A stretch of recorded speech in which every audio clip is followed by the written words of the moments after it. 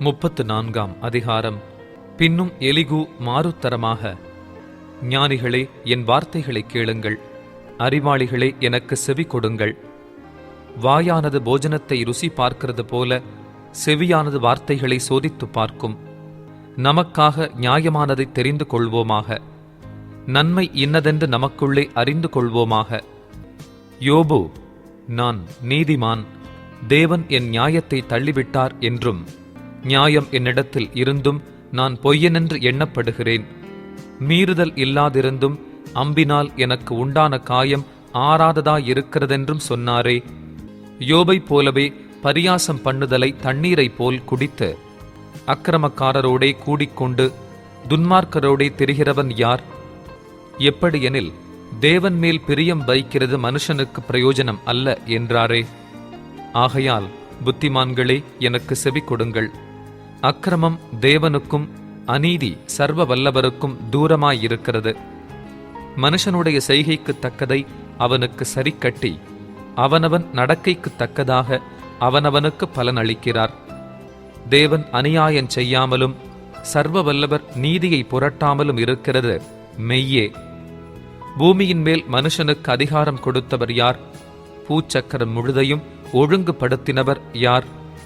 அவர் தம்முடைய இருதயத்தை அவனுக்கு விரோதமாக திருப்பினாராகில், அவனுடைய ஆவியையும் அவனுடைய சுவாசத்தையும் தம்மிடத்தில் இழுத்து கொள்ளுவார். அப்படியே மாம்சமான யாவும் ஏகமாய் ஜீவித்து போம். மனுஷன் தூளுக்கு திரும்புவான்.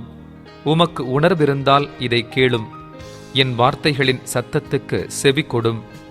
நீதியை பகைக்கிற ஒருவன் ஆளக்கூடுமோ? மகா நீதிபரரை குற்றப்படுத்துவீரோ? ஒரு ராஜாவை பார்த்து, நீ பொல்லாதவன் என்றும், அதிபதிகளை பார்த்து, நீங்கள் அக்கிரமக்காரர் என்றும் சொல்லத்தகுமோ? இப்படி இருக்க பிரபுக்களின் முகத்தை பாராமலும், ஏழையை பார்க்கிலும் ஐஸ்வர்யவானை அதிகமாய் எண்ணாமலும் இருக்கிறவரை நோக்கி இப்படி சொல்லலாமா? இவர்கள் எல்லாரும் அவர் கரங்களின் கிரியையே. இப்படிப்பட்டவர்கள் சடுதியில் சாவார்கள்.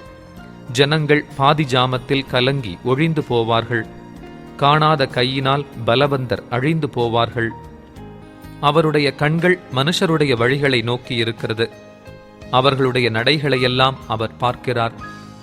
அக்கிரமக்காரர் ஒளித்துக் கொள்ளத்தக்க அந்தகாரமும் இல்லை, மரண இருளும் இல்லை. மனுஷன் தேவனோடே வழக்காடும்படி அவர் அவன் மேல் மிஞ்சினதொன்றையும் சுமத்த மாட்டார்.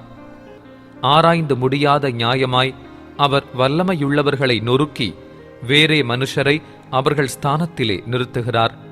அவர்கள் கிரியைகளை அவர் அறிந்தவரானபடியால் அவர்கள் நசுங்கிப் போகத்தக்கதாய் ராக்காலத்தில் அவர்களை கவிழ்த்து போடுகிறார். அவர்கள் அவரை விட்டு பின்வாங்கி அவருடைய எல்லா வழிகளையும் உணர்ந்து கொள்ளாமல் போனபடியினாலும், எளியவர்களின் கூக்குரல் அவரிடத்தில் சேரும்படி செய்ததினாலும், சிறுமையானவனுடைய கூக்குரலை கேட்கிற அவர் எல்லாரும் பார்க்கும்படி அவர்களை துன்மார்க்கர் என்று அடிக்கிறார்.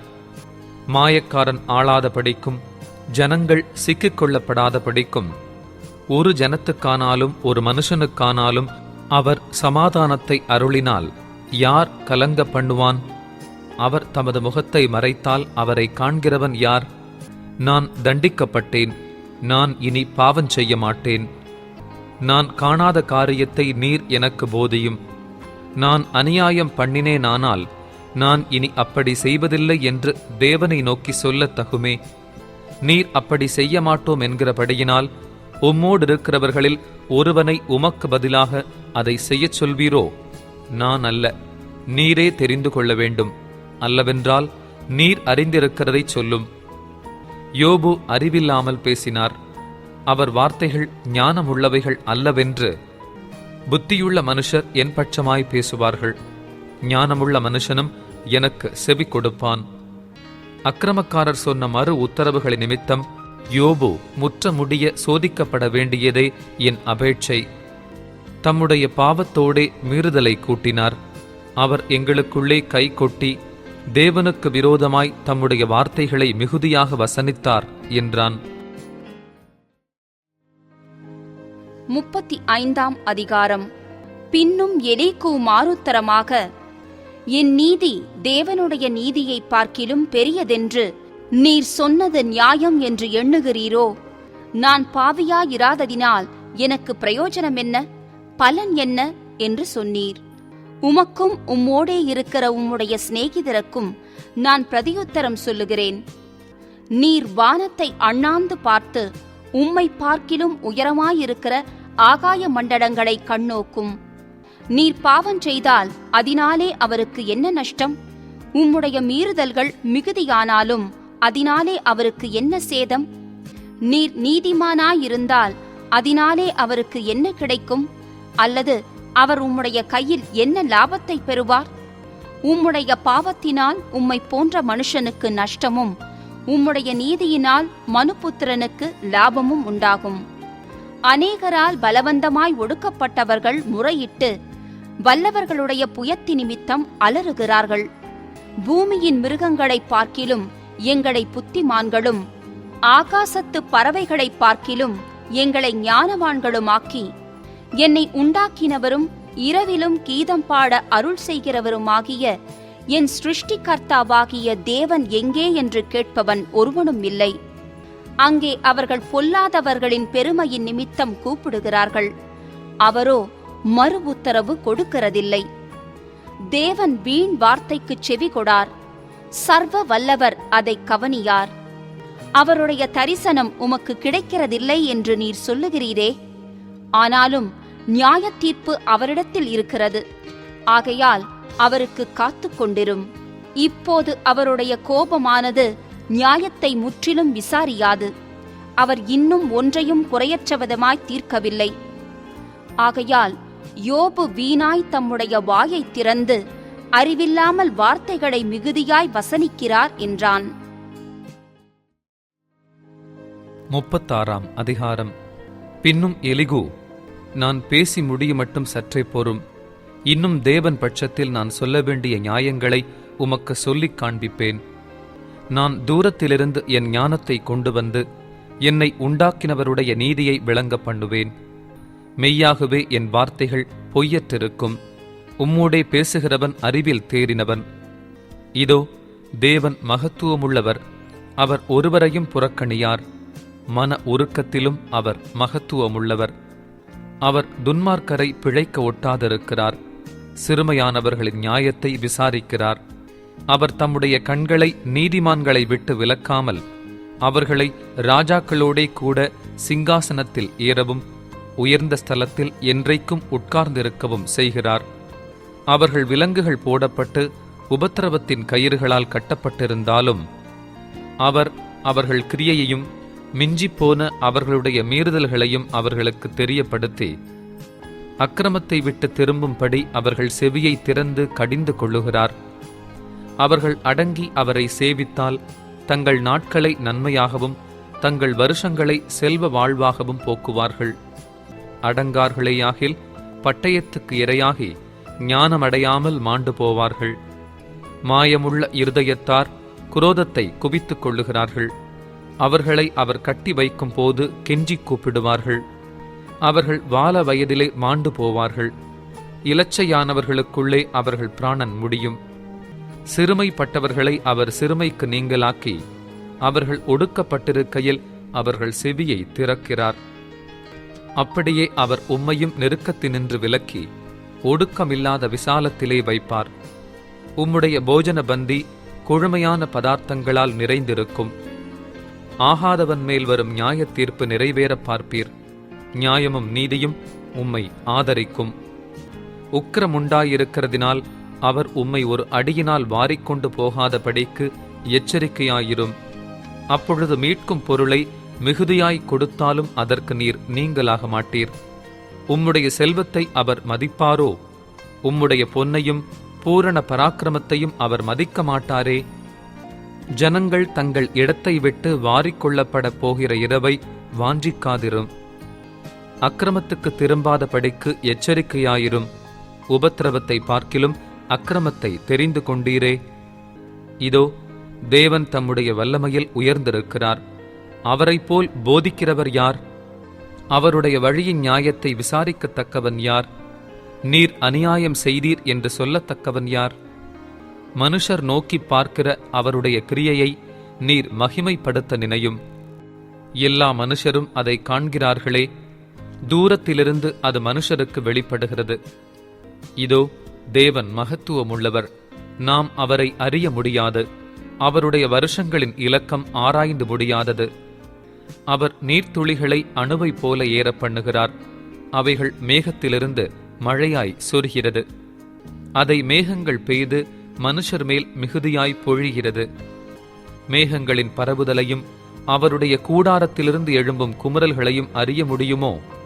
இதோ அதின்மேல் தம்முடைய மின்னலின் ஒளியை விரிக்கிறார். சமுத்திரத்தின் ஆழங்களையும் மூடுகிறார். அவைகளால் ஜனங்களை தண்டிக்கிறவரும் ஆகாரம் கொடுத்து ரட்சிக்கிறவருமாயிருக்கிறார். அவர் மின்னலின் ஒளியை தமது கைக்குள்ளே மூடி அது இன்னின்னதை அடிக்க வேண்டுமென்று கட்டளையிடுகிறார். அதனால் அவர் செய்ய நினைக்கிறதையும் மந்தாரம் எழும்பப் போகிறதையும் ஆடு மாடுகள் அறியப்படுத்தும். 37ஆம் அதிகாரம். இதனால் என் இருதயம் தத்தளித்து தன்னிடத்தை விட்டு தெரிக்கிறது. அவருடைய சத்தத்தினால் உண்டாகிற அதிர்ச்சியையும் அவர் வாயிலிருந்து புறப்படுகிற முழக்கத்தையும் கவனமாய் கேளுங்கள். அவர் வானத்தின் கீழெங்கும் அந்த தொனியையும் பூமியின் கடையாந்தரங்கள் மேல் அதன் மின்னலையும் செல்ல விடுகிறார். அதற்கு பின்பு அவர் சத்தமாய் முழங்கி தம்முடைய மகத்துவத்தின் சத்தத்தை குமுற பண்ணுகிறார். அவருடைய சத்தம் கேட்கப்படும் போது அதை தவிர்க்க முடியாது. தேவன் தம்முடைய சத்தத்தை ஆச்சரியமான விதமாய் குமுற பண்ணுகிறார். நாம் கிரகிக்க கூடாத பெரிய காரியங்களை அவர் செய்கிறார். அவர் உறைந்த மழையையும் கல் மழையையும் தம்முடைய வல்லமையின் பெருமழையையும் பார்த்து பூமியின் மேல் பெய்யுங்கள் என்று கட்டளையிடுகிறார். தாம் உண்டாக்கின சகல மனுஷரும் தம்மை அறியும்படிக்கு அவர் சகல மனுஷருடைய கையையும் முத்திரித்து போடுகிறார். அப்பொழுது காட்டு மிருகங்கள் தங்கள் குகைகளில் புகுந்து தங்கள் கெபிகளில் தங்கும். தெற்கே இருந்து சூறாவளியும் வடகாற்றினால் குளிரும் வரும். தம்முடைய சுவாசத்தினால் தேவன் குளிரை கொடுக்கிறார். அப்பொழுது ஜலத்தின் மேற்பரப்பானது உறைந்து போம். அவர் நீர்த்துளிகளை மேகத்தில் ஏற்றி மின்னலினால் மேகத்தை சிதறப் பண்ணுகிறார். அவர் அவைகளுக்கு கட்டளையிடுகிற யாவையும் அவைகள் பூச்சக்கரத்தில் நடப்பிக்கும்படி அவர் அவைகளை தம்முடைய ஞான ஆலோசனைகளின்படியே சுற்றித் திரிய பண்ணுகிறார். ஒன்றில் தண்டனையாகவும் ஒன்றில் தம்முடைய பூமிக்கு உபயோகமாகவும் ஒன்றில் கிருபையாகவும் அவைகளை வரப்பண்ணுகிறார். யோபே, இதற்குச் செவிகொடும். தரித்து நின்று தேவனுடைய ஆச்சரியமான கிரியைகளை தியானித்துப் பாரும். தேவன் அவைகளை திட்டம் பண்ணி தம்முடைய மேகத்தின் மின்னலை பிரகாசிக்க பண்ணும் விதத்தை அறிவீரோ? மேகங்கள் தொங்கும்படி வைக்கும் நிறையையும் பூரண ஞானமுள்ளவரின் அற்புதமான செய்கைகளையும் தென்றலினால் அவர் பூமியை அமைய பண்ணும்போது உம்முடைய வஸ்திரங்கள் உஷ்ணமாயிருக்கும் வகையையும் அறிவீரோ? வார்க்கப்பட்ட கண்ணாடியைப் போல் கெட்டியான ஆகாய மண்டலங்களை நீர் அவரோடே கூட இருந்து விரித்தீரோ? அவருக்கு நாம் சொல்லத்தக்கதை எங்களுக்கு போதியும்.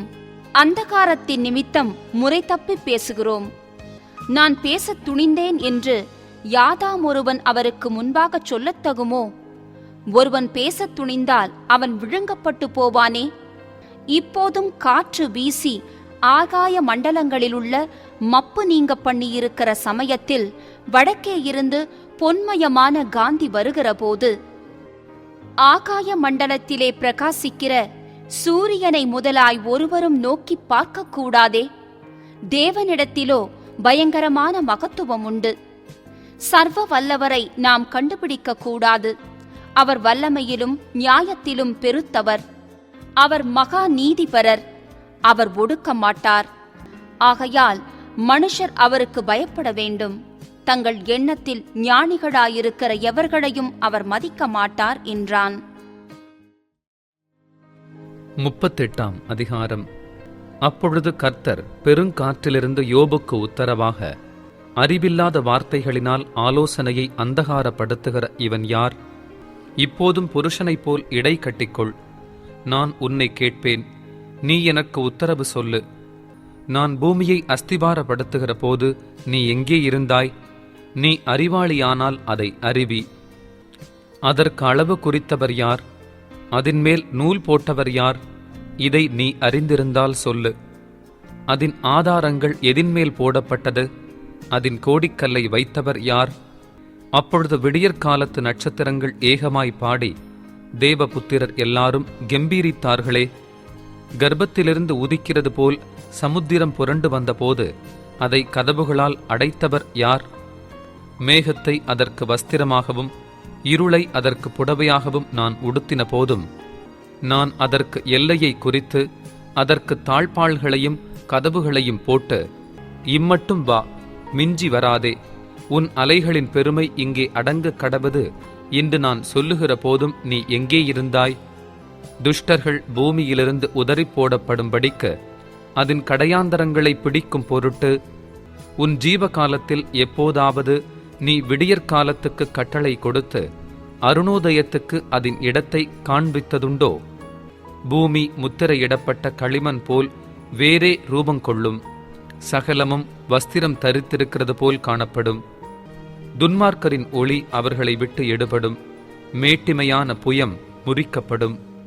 நீ சமுத்திரத்தின் அடித்தளங்கள் மட்டும் புகுந்து ஆழத்தின் அடியில் உலாவினதுண்டோ? மரண வாசல்கள் உனக்கு திறந்ததுண்டோ? மரண இருளின் வாசல்களை நீ பார்த்ததுண்டோ?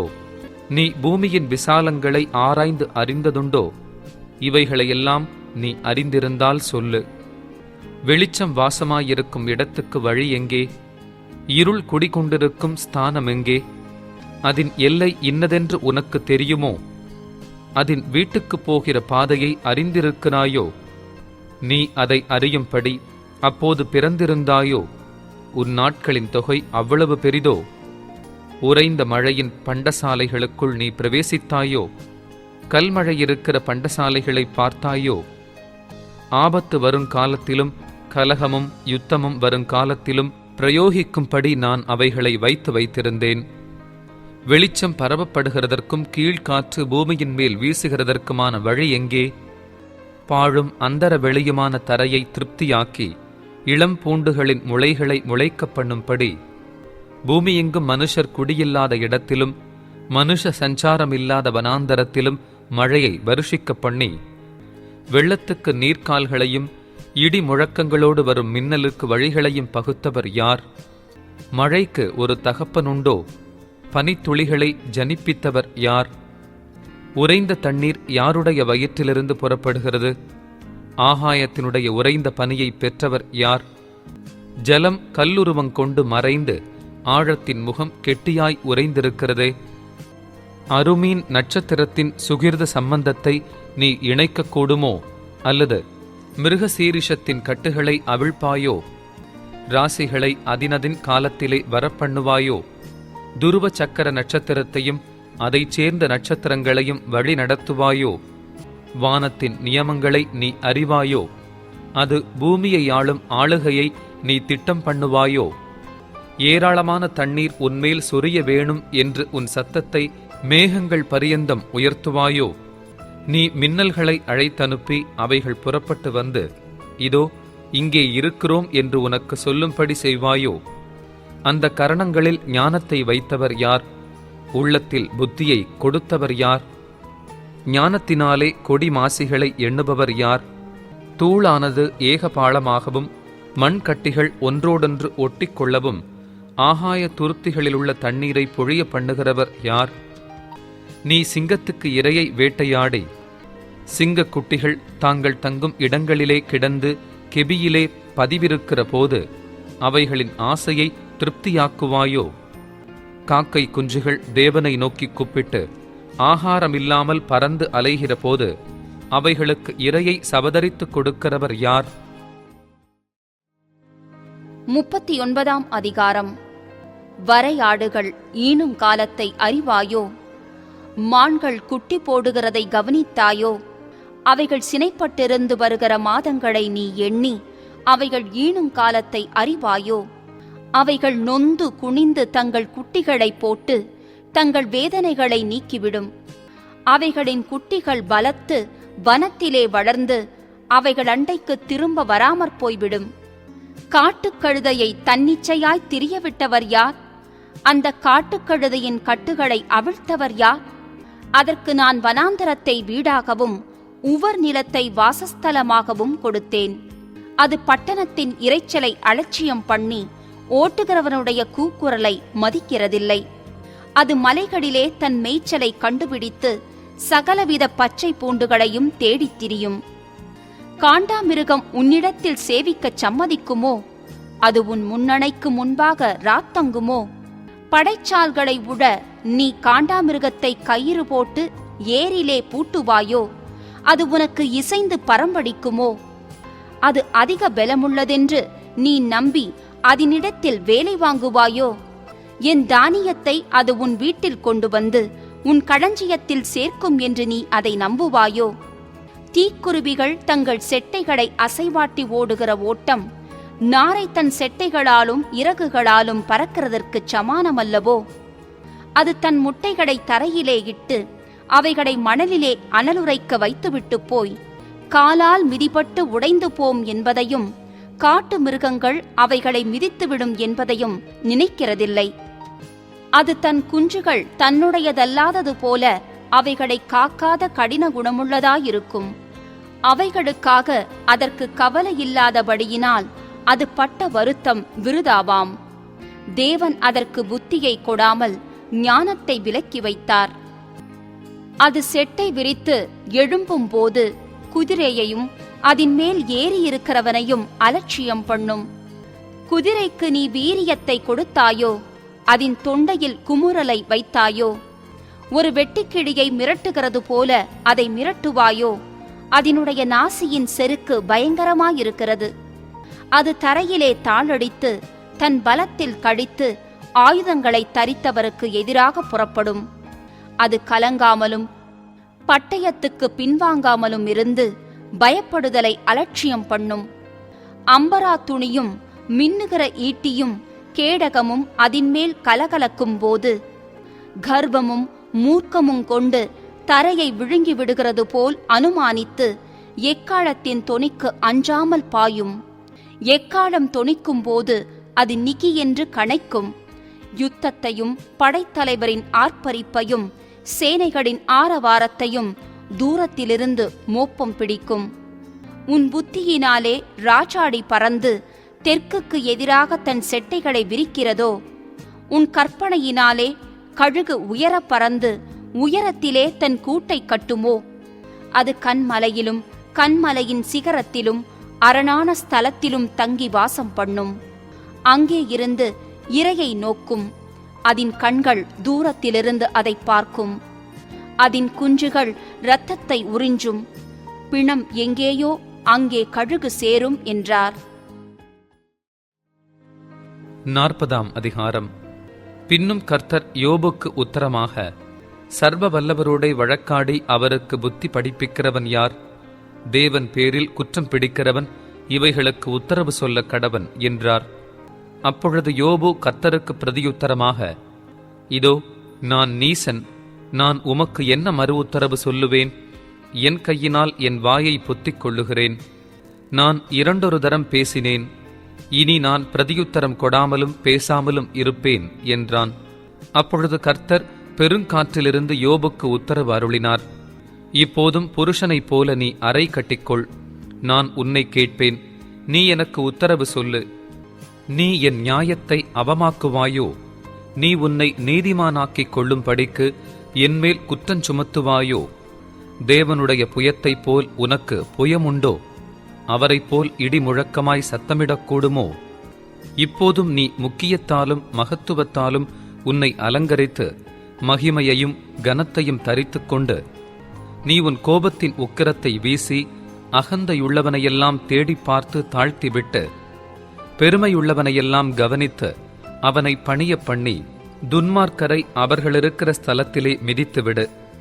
நீ அவர்களை ஏகமாய் புழுதியிலே புதைத்து அவர்கள் முகங்களை அந்தரங்கத்திலே கட்டிப்போடு. அப்பொழுது உன் வலது கை உனக்கு ரட்சிப்பு உண்டு பண்ணும் என்று சொல்லி நான் உன்னை புகழுவேன்.